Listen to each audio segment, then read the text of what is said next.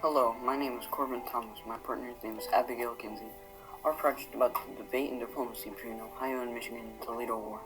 The Toledo War was a war between Michigan, who was led by Governor Stevens T. Mason, and Ohio, led by Governor Robert Lucas. The Toledo Strip, which was the land they were fighting for, was claimed by both the Michigan and Ohio territories. They both wanted the land because it was rich in sand, which is made for glass. The war lasted between 1825 to 1836. After the war, Michigan resigned and Ohio got the Toledo Strip. The Toledo War was a war that lasted between 1825 and 1836 in the Toledo Strip, which is now in northern Ohio just below present-day Michigan. The war was not necessarily a war. It was more of an agreement between the governor of the Michigan Territory, who was Stevens T. Mason, and the governor of the Ohio Territory, who was Robert Lucas, for the Toledo Strip. In 1787, Congress had a draft of the Northwest Ordinance, which drew the state lines of a bunch of new states, including Michigan and Ohio. The problem with the draft was they did not know the proportions of Lake Michigan, which was what they based the map on. Michigan was supposed to get all the land down to the southernmost point of Michigan, Lake Michigan, with an east-west line from the bottom of Lake Michigan. But they overestimated the length of Lake Michigan, so the border was marked as both Ohio's and Michigan's.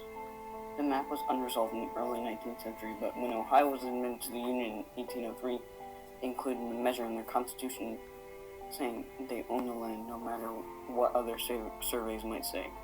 And in a few years, the newly formed Michigan Territory challenged Ohio and said that the piece of land went to them. When land surveys came out, it showed that the 486 square mile land was claimed by both territories.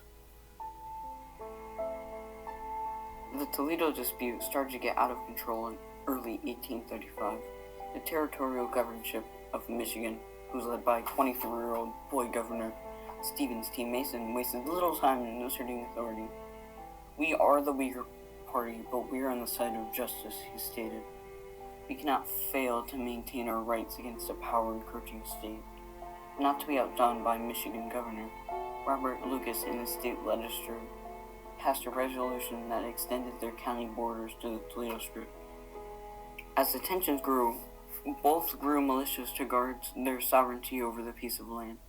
While national governments tried to stop the conflict between Michigan and Ohio, Michigan authorities began enforcing their Pains and Penalty Act, which allowed them to arrest legislative office for exercising jurisdiction in the Toledo Strip.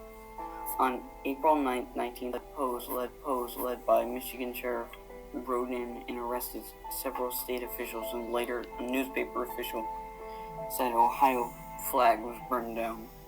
A few days later, militia leader General Joseph Brown led 60 Wolverine partisans to intercept the Ohio border survey team. On April 26, what was later called the Battle of Phillips Corner, General Brown and his militia fired warning shots and arrested several members of the party. Nobody was hurt during the Battle of Phillips Corner. That would soon change. In July 1835, Michigan Sheriff Joseph Wood entered Toledo to arrest an Ohio partisan named Stickney. A small fight broke out during the brawl. Stickney drew a knife and stabbed Wood in the side. Sheriff Wood would be known as the one small casualty in the Toledo War.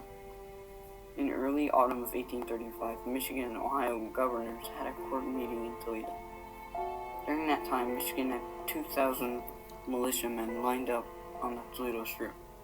Michigan prepared to use violent force, but Ohioans had outsmarted Michigan and held a midnight court to avoid the bloodshed. This marked the last time armed hostilities were used in the Toledo War.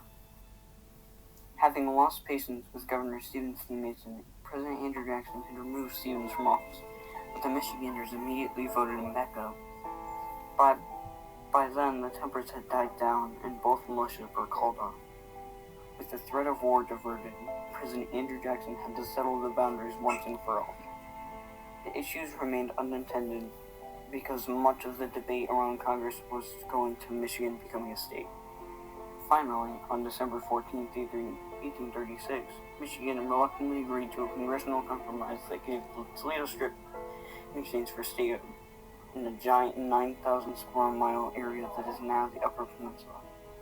Ohio got the Toledo Strip.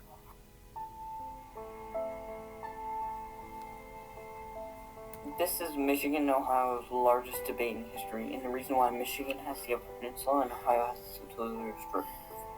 Again, I thank my partner Abigail Kinley for doing this project with me and helping each other along the entire way. I also thank our teacher and helper, Miss McComb and Mr. Lowe.